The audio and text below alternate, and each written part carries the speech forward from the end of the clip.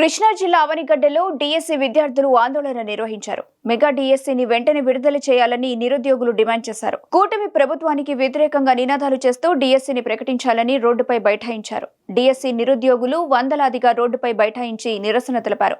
CM Chandrababu ఎన్నికల సమయంలో DSC నిరుద్యోగులకు ఇచ్చిన హామీ నిలబెట్టుకోవాలని డిమాండ్ చేశారు.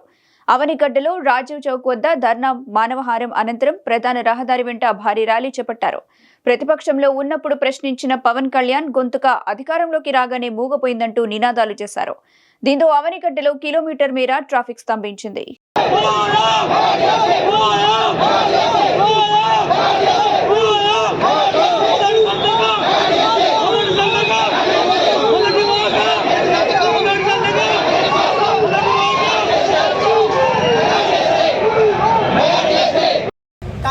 మీ కూటమి ప్రభుత్వం కూలిపోవడానికి సిద్ధమిస్తాం.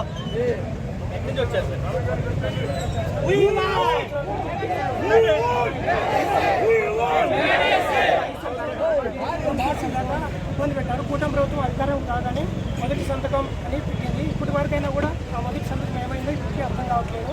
మన ఎమ్మెల్సీ ఎలక్షన్ అయిపోయిన తర్వాత నోటిఫికేషన్ అంటున్నారు, ఇప్పటి వరకు లేదు.